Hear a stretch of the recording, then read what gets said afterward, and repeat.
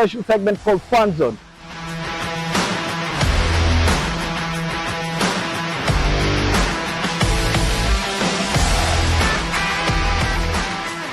When I say hi, you say five. Hi?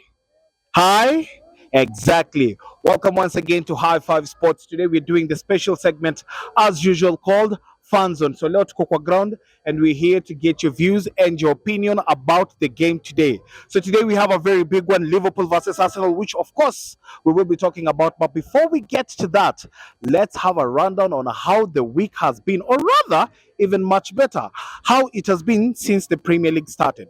So what was the first big game? Manchester United versus Arsenal. So that was the first time we were here and we got to speak with a lot of people who gave us their views and opinions. I hope today will be as much fun because, hey, you know,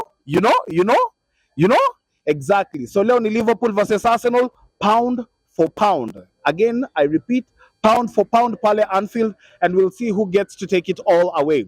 So back on the rundown. Started with Manchester United versus Arsenal, and yeah, that one was something. But before we get to that as well, let's start with the first game. The first game was what? Liverpool versus Bournemouth. Yes, hiyo game Liverpool walipenya. Of course, Chiesa alikuja hapo dakika mwisho akafunga ile bao. But we all know what happened. We all know what happened. So let's not pretend like we didn't see what happened.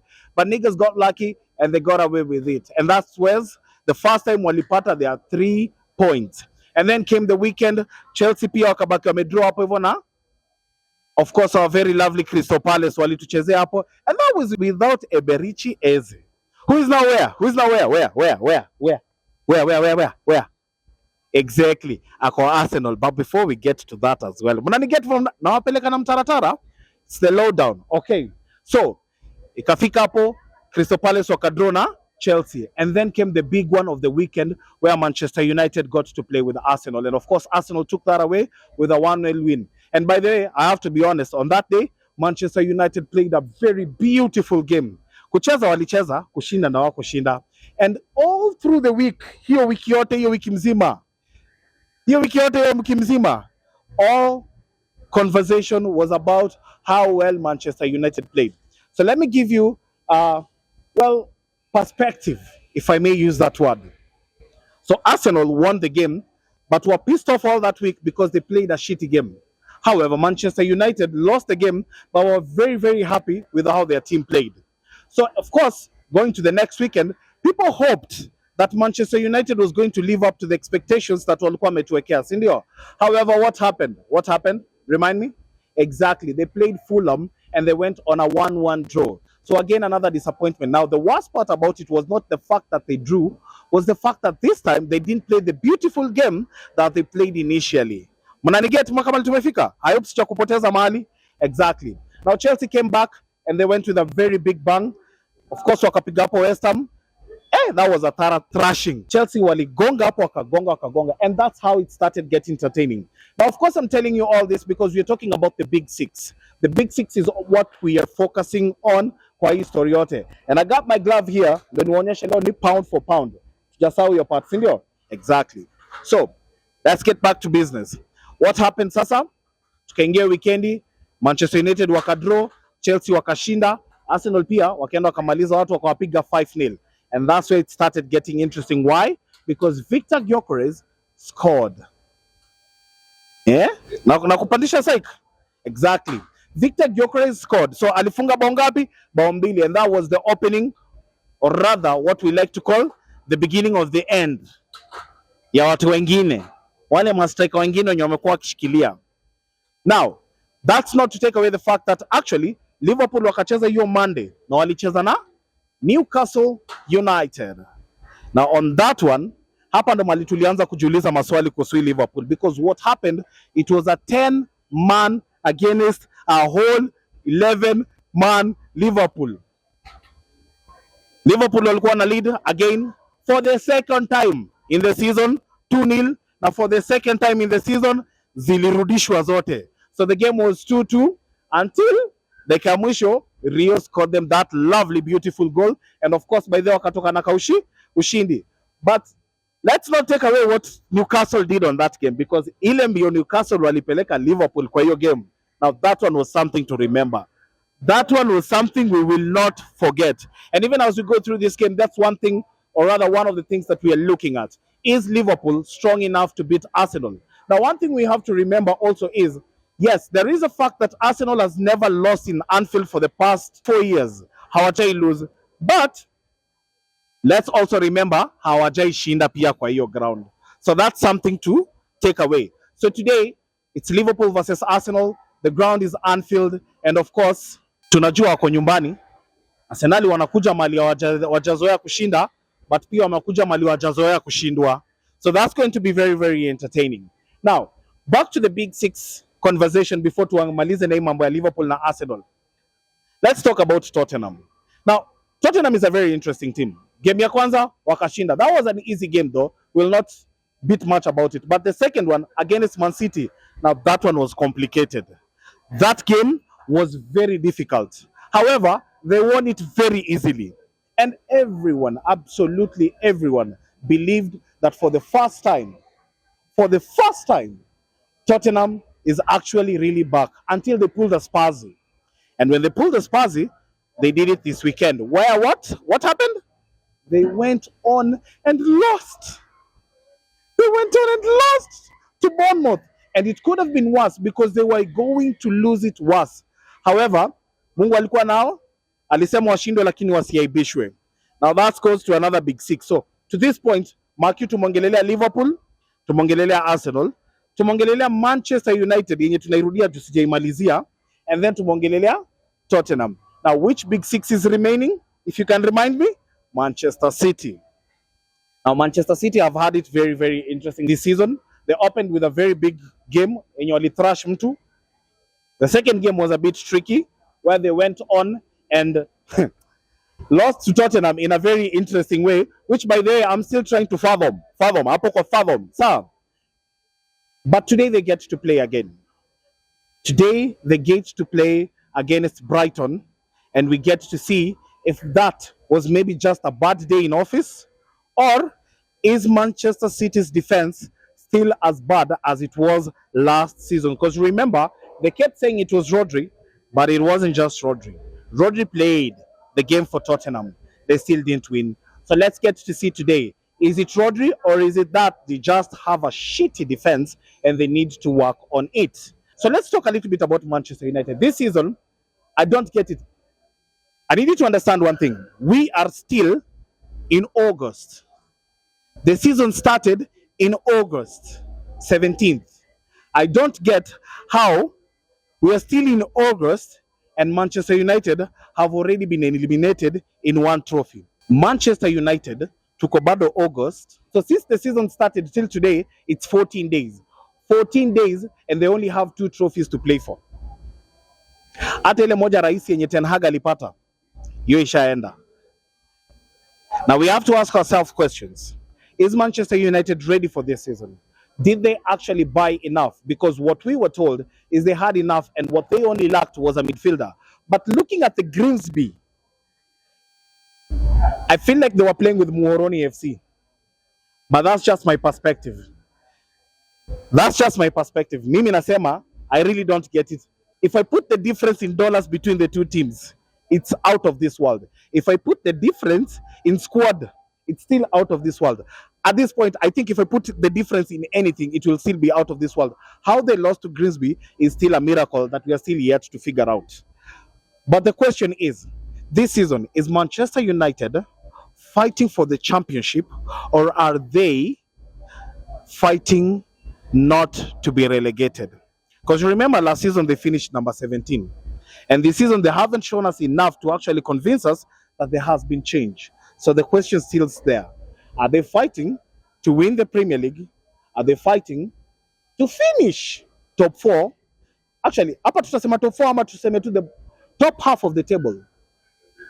I don't know. You tell me. Hapo kwa comment section. If you're a Manchester United fan, tell me, what exactly are you fighting for this season? Ni nini hiyo unatafuta kushinda this season? Because if it's the Premier League, unaona venye jua inanichoma. I feel like hivyo ndo mnaiva saa hii. Anyway, we will be back with you where we'll get to talk more and more and more and more about each and everything that's about to happen this weekend. Right now, the biggest match that we're waiting for is Liverpool versus Arsenal, pound for pound at Anfield. Let's see how that goes down. And of course, as usual, you know, it's me, your lovely host, Eddie Ogoe. And before I forget, if you're a fantasy coach, ingia hapo kwa social media zetu. We have our fantasy league. Go there, subscribe to our YouTube channel, but go show us what kind of a coach you are. Ingia, chukua link yetu, itumie. All in all, let's get down to it. It's Liverpool versus Arsenal. As you can see it, my lovely people, it's going to be a very, very big day. Let's see how this one gets to go. Lovely, lovely day it is, and hot as hell it is as well. Bye-bye. Sai tuko Club Kovo.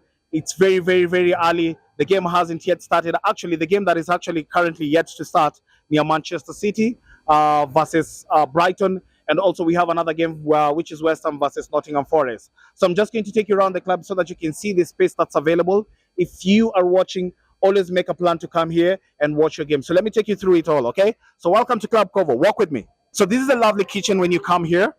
Yes, that's our lovely kitchen. You can order any food that you want, absolutely any food that you want, and they make very good nyama to die for. But let me show you the rest of the area. So we have two big screens, as you can see. We have the first big screen there. We also have the second big screen over there, which is good for sports if you really, really love sports. But that's just not the only screens that we have. We have a lot of big screens around. This is just to help you see what we have around here. There's plenty of screens for you to watch in case you are a sports fan. And of course, there's plenty of space. As you can see, there's plenty of space which you can come and use it to watch your sports. So all we want you to do is make a plan, make a date, come to Club Kovo and meet us. Hi5 Sports FanZone ndani ya Club Kovo. Make sure you come next time. Okay? Bye-bye. Hi everybody. Tumerudi tena, we are back here. Hi5 Sports, tuko mambo kwa ground.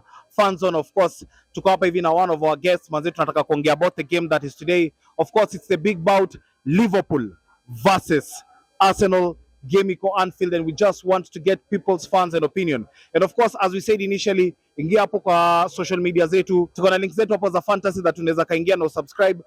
Ukwe part of the fantasy soccer yetu, fantasy league yetu, and then you can be part of the team. So let's just get to talk with our people and get to see what they have to say today. Mama bro. Poa sana. What's your name? My name is Leslie Odur. Leslie Odur. Nice. My name is Eddie, and we're here to represent Hi5 Sports. So first question I have for you is, how much were you looking forward to this game this week? Oh, I've waited for this game like since the fixtures were released.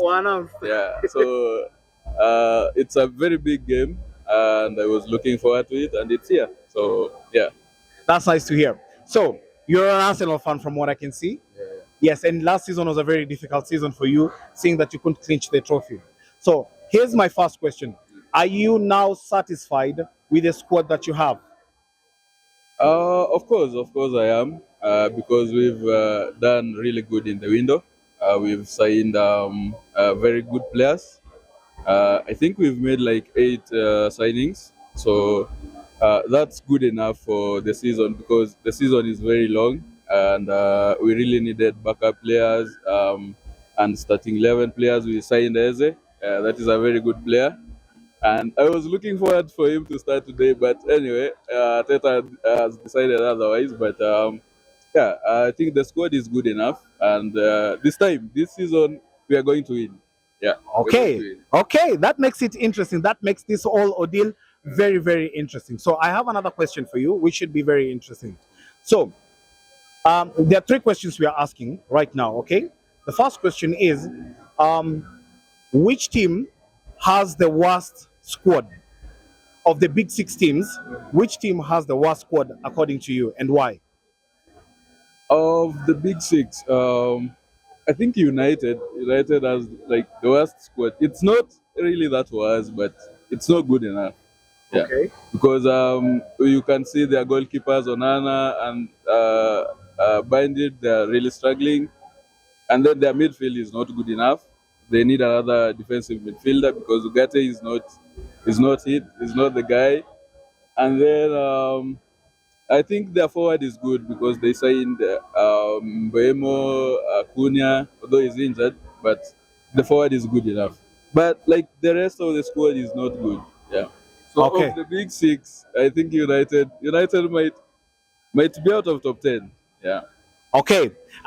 Now comes the second question. Which team has the best coach? The best coach. Oh, that is hard. But we all know Pep Guardiola is the GOAT. So it doesn't matter how low City are, Pep is always the best coach. Yeah. Okay, now with the current squads, now this is the last question. With the current squads, which striker is favorite to win the Golden Boot? Interesting. Because this time there are really good strikers in the league. Arsenal have Gyökeres, City have Haaland, Chelsea has Pedro, Chelsea has Pedro. Is really firing. Ekitike in Liverpool, Yeah, Ekitike, Liverpool. and there's Isak is actually going through. Yeah, Isak deal yet might to be go confirmed. through. Yeah, but I don't want him to go there Why not? because Liverpool will be unstoppable, and I don't want that. But you believe you've signed enough, so does it even matter if Liverpool sign anyone else? Really, it doesn't. It doesn't. It doesn't. But just for the sake of not strengthening them, I don't want him to go there. So my PL top scorer prediction is Haaland. Haaland will get the golden boot. Okay. It would have been nice. I could have given it to Gyökeres, but I don't Too think. Yeah, too early. Okay, now about the game today, with everything that you have, this is the first time that you're actually going to Anfield without Saka. And are you confident with the squad that you have?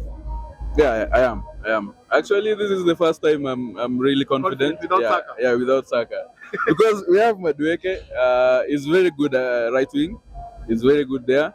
And then, the previous seasons when Saka was injured, there was literally no one there.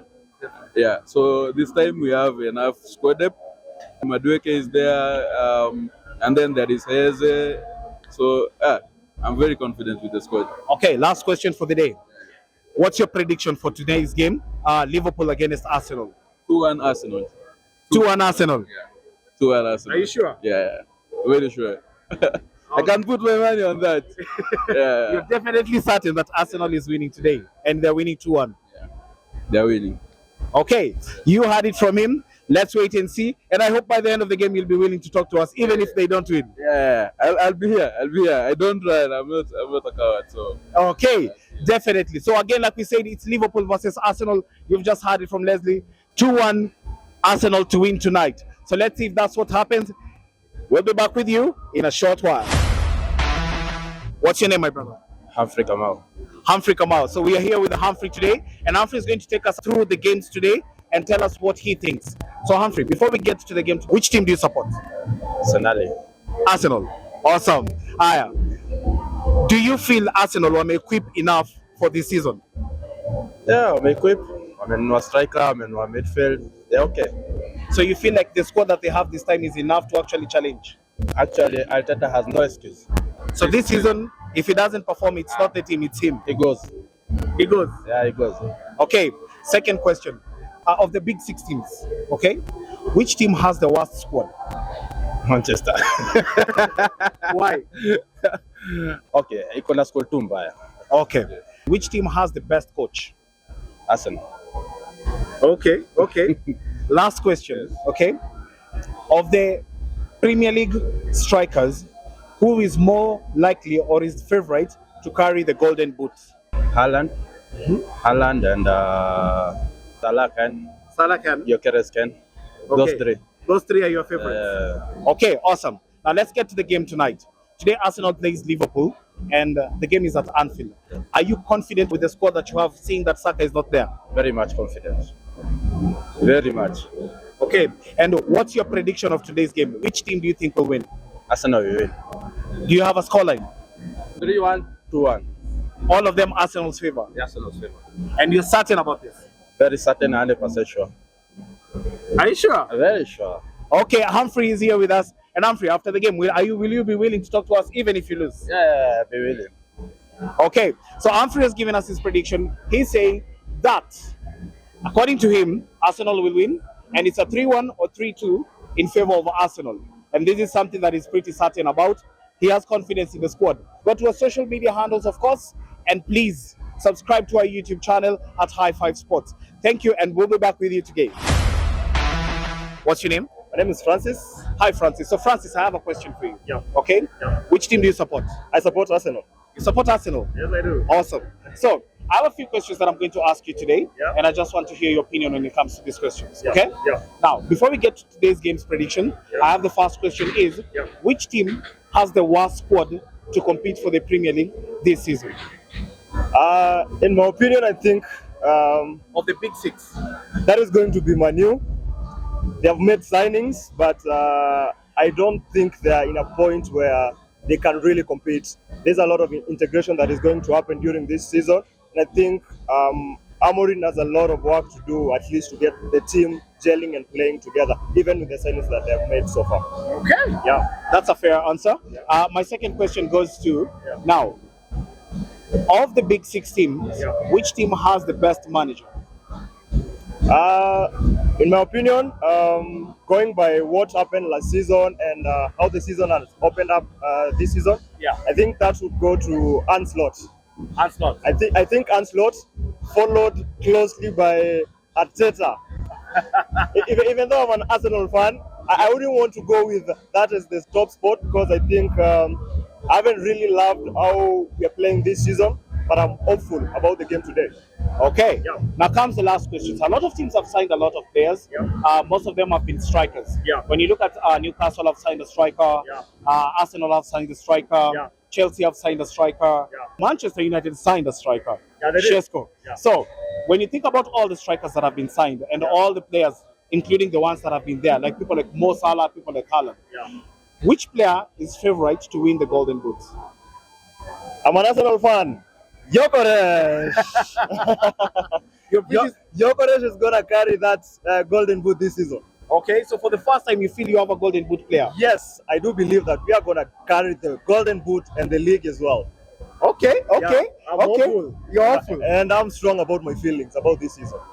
Even more than even last season and the previous seasons that we failed to carry the cup, I do believe that we do have a striker and we can carry that cup this season. Okay, with the signings that Arteta has made, I believe you've really strengthened. So if you do not win this season, are you for Arteta out or will you stay? It depends with how the season will look like. Arteta out. Honestly, if you are not doing it this season, then I don't believe in him anymore. He can as well just go home. Okay, Yeah. you've heard it from him. Now this brings us to our final question of the day, which is actually very interesting.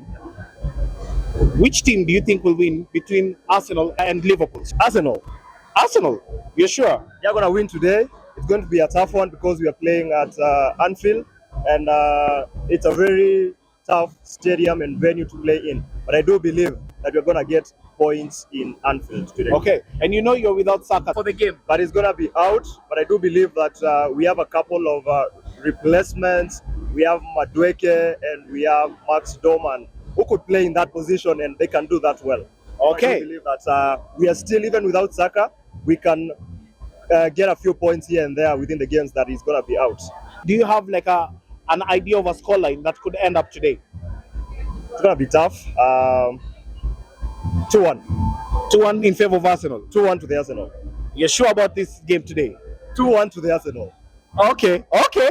You heard it from him today. He said 2-1 from the Arsenal. And after the game, I hope you will come to talk to us so that we can see, even if you lose. Definitely, I'm not going to shy away from that. I'll come here and we are gonna shake hands, whether it's Arsenal winning or whether it's Liverpool winning. We're gonna shake hands at the end of the game. Awesome. Football United, Sports United, High5 Sports. This is FanZone, and we'll be back with you shortly.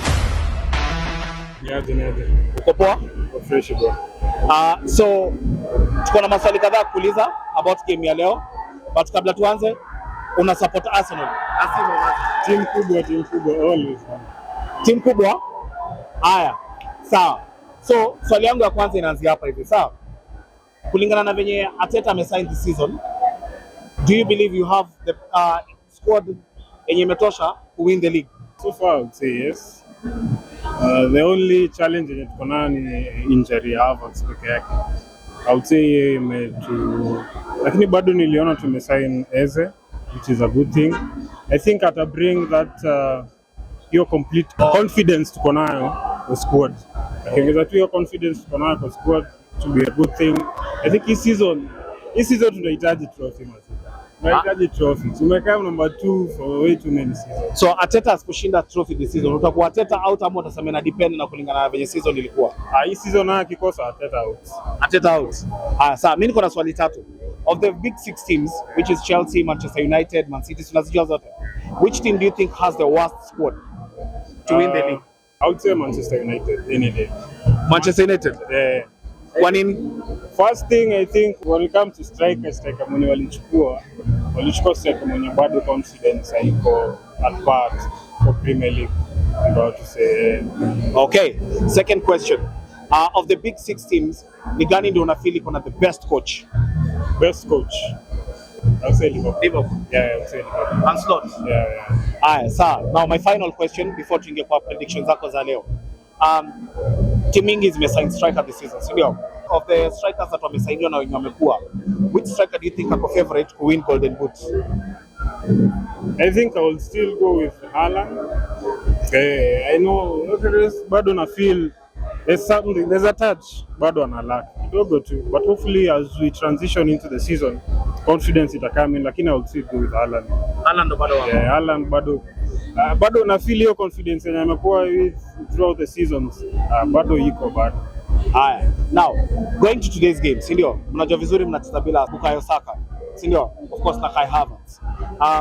With the squad that mko nayo, are you confident mtashinda game ya leo? Yeah. Leo now, as much as bado na feel off. When tumeanza season, if you ask me, I would say off kidogo. We're still trying to stabilize. I think tukienda sana tutajaribu at least at all. Okay. Haya, uko na prediction yako ya game ya leo? Yeah. Ni? I would say we'll win 2-1. Yeah. Okay, so prediction yako ya leo ni Arsenal to win 2-1. After game uko willing kuongea na sisi hata kama mtashindwa? Sawa, tunapatana tu hapa. Haya, sawa. Venye amesema after game tutapatana hapa hivi na tuone kama Arsenal walishinda ama Arsenal wakushinda. But most importantly, go to our social media handles. Don't forget to go to our social media handles and please follow us on Hi5 Sports and subscribe to our YouTube channel. My name is Maina. Maina. So Maina, how much were you looking forward to this game this week? Man, huge. Lots of anxiety. I mean, for us as Arsenal fans, this is another yet big game. We just played Manchester United the other day. It's the beginning of the season. By the 4th game of the season, again, you are playing what I can call a 6-pointer. We win this, it may determine whatever happens to the league. Yeah. Okay, nice. Now I have a question. You guys have signed a lot of people this season. Do you not believe Arteta has a squad that is worthy or good enough to win the Premier League? Yes, I now believe we have the bench. I'm happy with what is on the bench. When you're doing substitutes, unlike last season, you are like, who are we really bringing on? But now you can see, okay, that's a good bench. Our bench can actually be a whole starting squad for another team in the Premier League. And that is awesome. From the keeper, Arrizabalaga, he's a good keeper. Yeah. Go through the defense. Christian, these guys are doing well. You look at our front guys, oh man, we are doing well. We should win this league. Okay, so if Arsenal does not win the league this season, are you still for Arteta out, or do you still say it will depend with how the league will be? No, I'm still for Arteta in. I mean, there's something beautiful about longevity of a manager. We may not necessarily win the league. I really hope we win the league, and that's the Premiership, and then maybe also the Champions League. Yeah. But even if we don't win, I would want to keep the manager. I mean, we're looking at all the young guys coming from Hill End. You look at the likes of Nonweri. I think there's a game where we had almost 3 players. True. And if you now include Saka, who's still a youngster, those are more than 4 or 5 players. True. I'm looking at Manchester United 1992 squad, Akina Scholes and Giggs, and what these guys achieved 6-7 years down the line. Yeah. I mean, I'm ready for that. It doesn't matter what happens now or even in the next 1 or 2 years. But man, when I think of what will happen in 4 or 5 years, I get goosebumps. Because when all these guys mature up and they've got that loyalty. You know, I'm looking at Nwaneri. Could we be having a Paul Scholes on our hands as Arsenal fans? I'm looking at these guys. When you look at the young man, Doman, and he's running down the wing. Is that our Giggs? And these things get me excited. And if we can build that class, that Manchester class of 1992 is being celebrated to date. They are all retired. Well, they are not doing very well as managers, but I mean, all I hear is, can they bring us something in future? Okay, lovely. Okay, now I have three questions, okay? Of the big six teams that we have in the Premier League, you know the big six, right? Yeah. Definitely. Which team do you think has the worst squad to compete for the Premier League this season? Now, I shouldn't hit somebody who's already down, but Manchester United, man, they're just that team whereby, however dysfunctional they look, you know they can actually turn it around anytime. They can switch it on and off. Just depends the player's attitude. But I really feel Manchester United, man, they're down there. I want to throw in Tottenham in that. You can now see the cracks. I'm sorry to say so, but their manager, no, he's not for that level. You can now see how much Son was holding this team together. He's gone. Yes, whenever a team loses a captain, they are bound to suffer. But Son was so much more than just a captain to Tottenham. He was bigger than that. He used to carry this team, and they are going to suffer. The same way you saw teams like when Arsenal, we lost Henry. When major teams lose their key captains, you'll suffer through it. Now, my second question. Of the big six teams, of course, still, which one do you think has the best manager? Anslot. Yeah. I mean, just see what he did in his first year in England with a squad that was not really his, without a proper preseason. Here we are. He's had a good preseason. The team is now forging towards his ideology and his ideas. Okay, that makes sense. I'll take your word for it. So, now this brings us to our final question. So, a lot of teams have signed players this season, and most of them have been strikers. So, which player do you think is favorite to win the Golden Boots? I hate to admit it, but I see Salah doing it again. See Salah doing it again? I see Salah doing it again.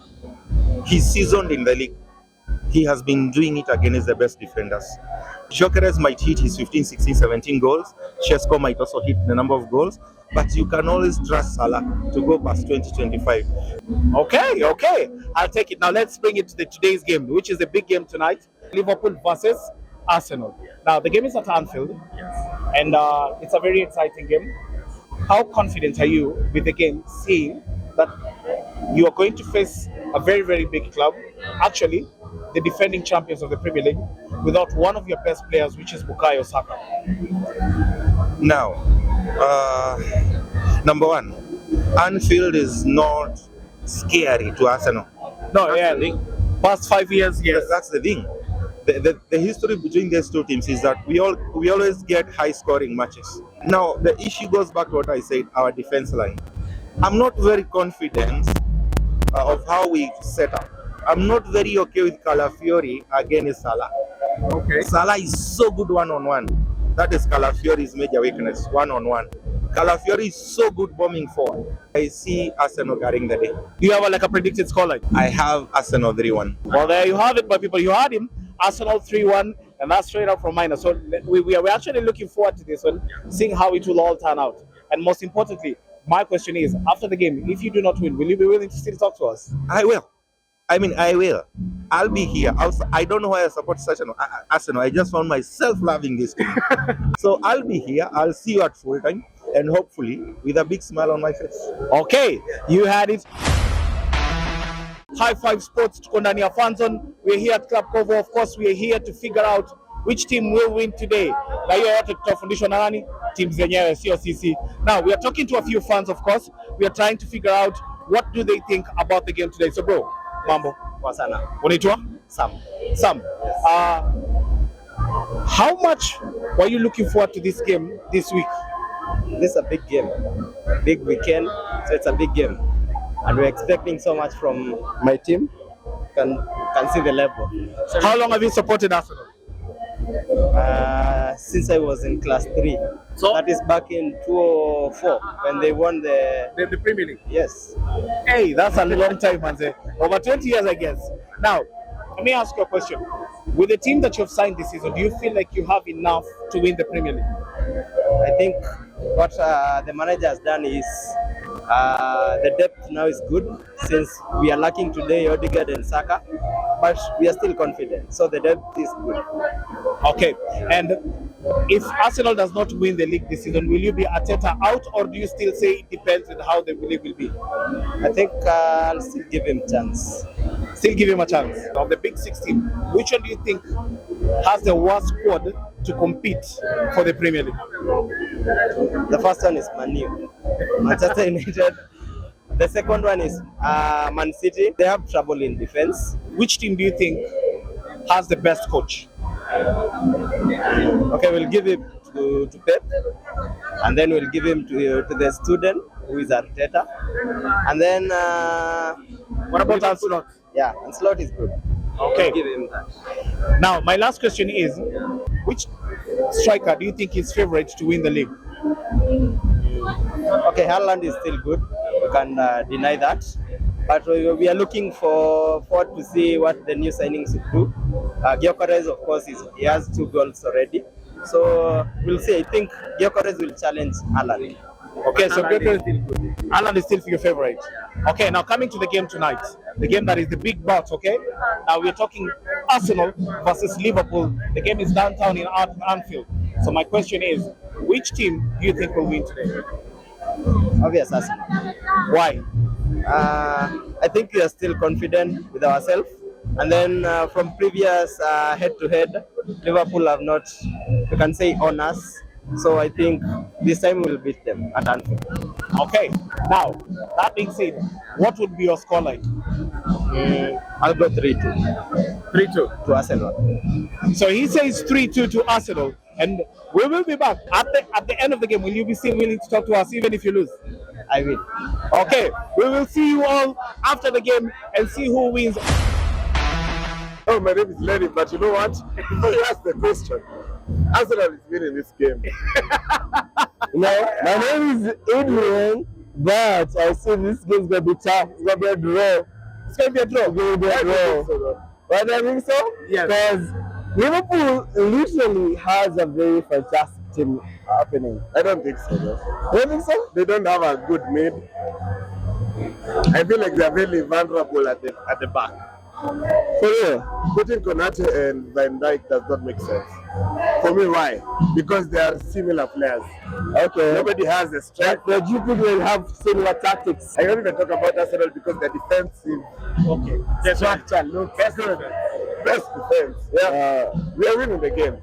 Okay, I can see that. They won't score. My prediction is gonna be 1-0. Arsenal gonna be having a 1 because the attacking is fantastic right now. Attacking for Arsenal. Just one. Just one.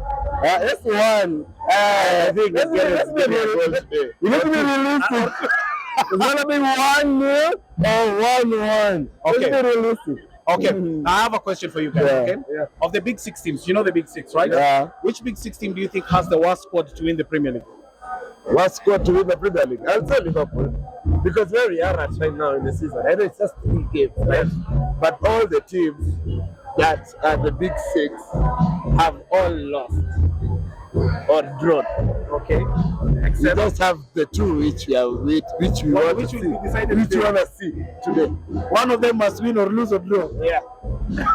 Okay, now of the big 6, which one do you think has the worst squad? United, because the new team, the mid is just, I don't know what is happening. But we're Yeah. the big 6 though.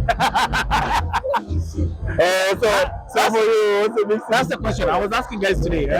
Is Manchester United fighting for to win the Premier League, to make it to top 4, to make it to top 10, or not to be relegated? I like that. I like that question because Manchester United have tried with the quality that they brought in their team. I'm just gonna think about it.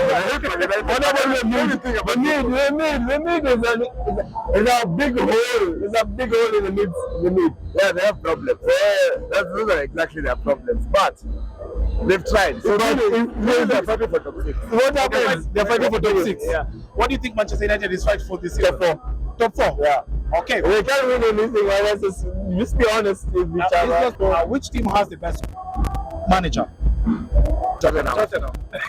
Yeah, I was also gonna say Tottenham. Now, a lot of teams have bought players. Most of them are actually strikers. Which striker is most likely to carry the golden boots? Okay. Which striker is likely to carry the golden boots? It's gonna sound weird, but I think Estavo from Chelsea. What is your scoreline prediction? 2-0. 2-0. Okay. I'm partial. I'm gonna be 1-0 Arsenal or 1-1 as a draw for both teams. Because let's say, to be honest, both teams are fantastic. Okay. Now let's meet after this game and we will discuss how it turns out. Okay?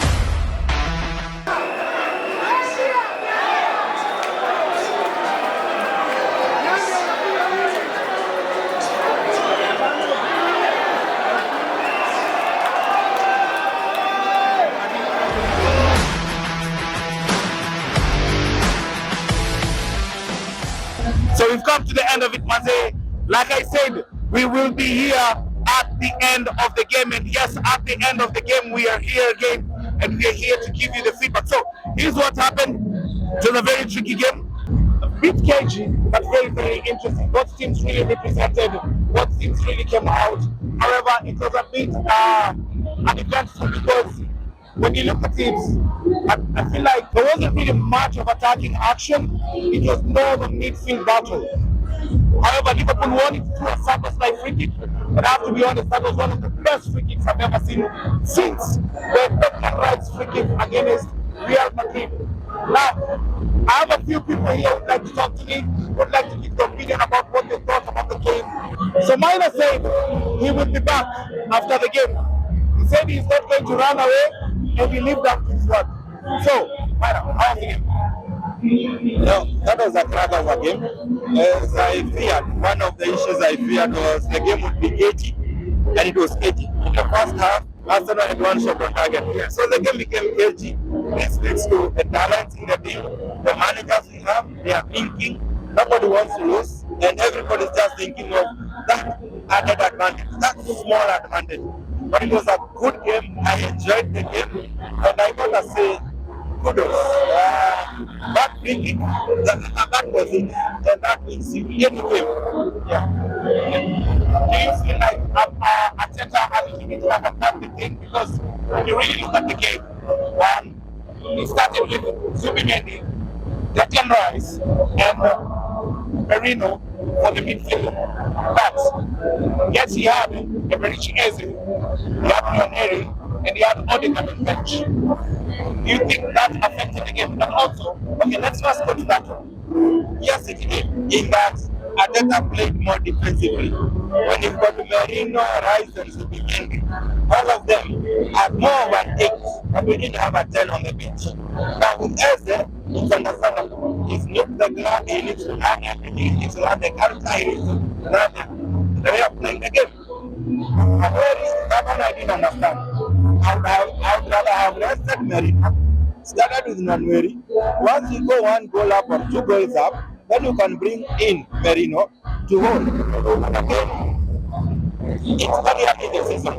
Also, looking at it because it's like the first half, Arsenal were trying to possess and not attack. So it's clear to me that the mentality that was in this game was for us to run up. For the first half, Arteta wanted to defend and then probably clinch it on the second half by scoring maybe a 1 goal. But unfortunately, ikafanyika hiyo njia ingine ndio akapiga bao moja. Now, both teams, both coaches, both managers showed a lot of respect to the other team. There was fear on both sides. You could tell Liverpool were not their usual boy yourself, in as much as they were at Anfield. In as much as they had the crowd behind them, this was not the Liverpool we know.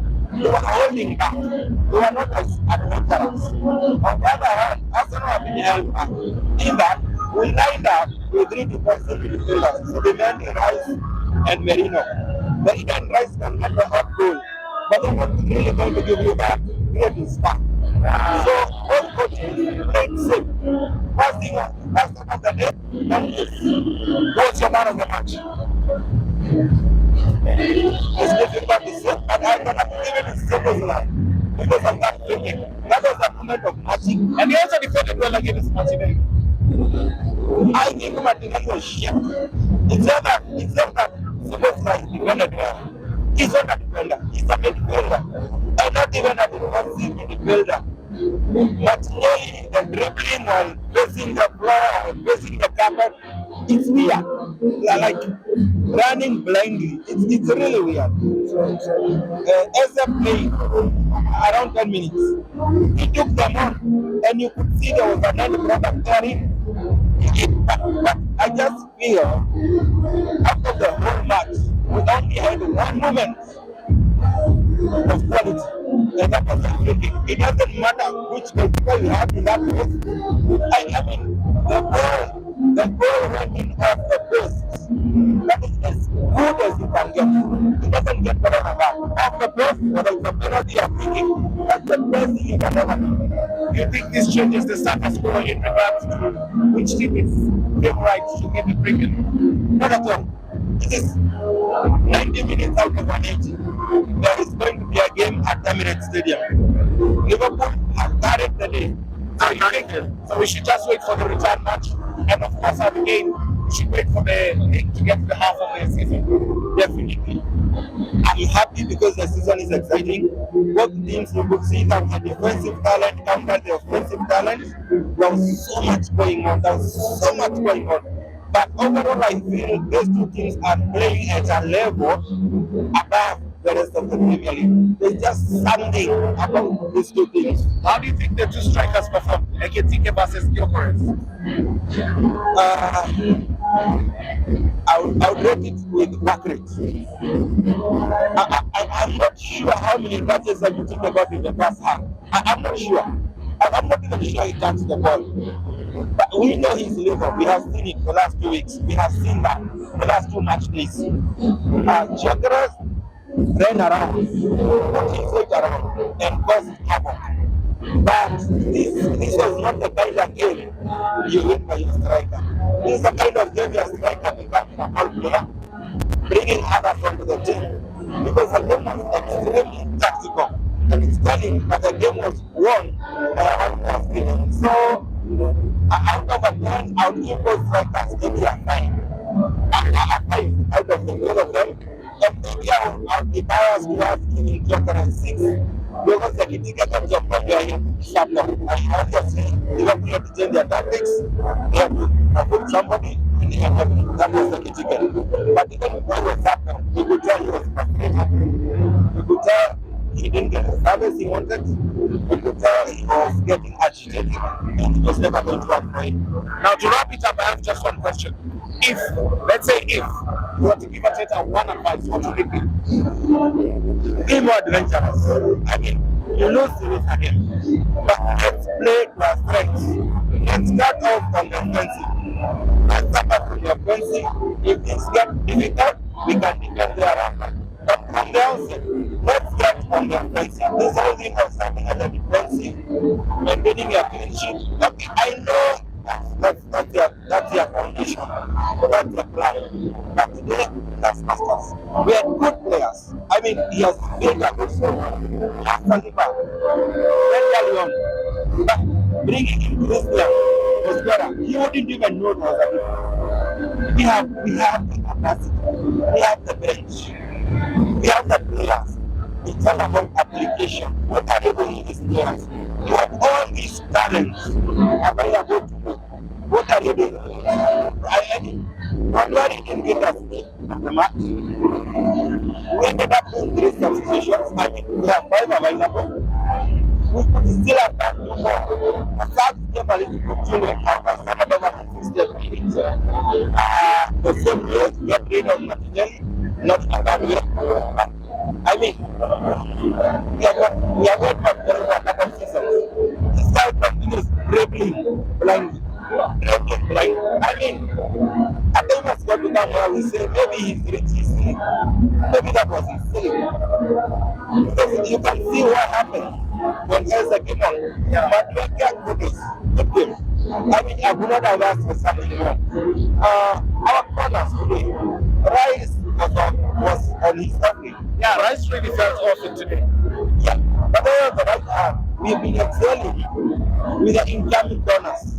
You know, but today we got to a point where Rice was taking corners on both sides.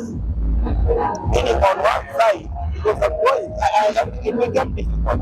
We changed the way we attack our corners. We are not waiting on the backwards. We changed. We gave them impact. I understand it is unfair. They are the defending champions. And they are strong. That one I never give it to them. They are strong. But when you compare the benches, you can actually see that on any other day, Arsenal edged them out. Okay, you've heard it from Minor. It was a very disappointing game for the Arsenal fans. However, let's be clear. The season has just started. This is not the end. This is just the beginning. So we will be here every big game that comes. And we will be here to represent. We will make sure that we're shining. We will make sure that we're thriving for FanZone, for Hi-Fi Sports. So if you are a fan, please make sure that you're here every weekend to watch the games. And most importantly, Hi-Fi Sports will always be here. FanZone will always be here. Head to our social media handles. Join our fantasy league, vote for Kobo and vote for Hi-Fi Sports. Until next week, guys, see you and be safe. It's Hi-Fi Sports and I'm out. A special segment called FanZone.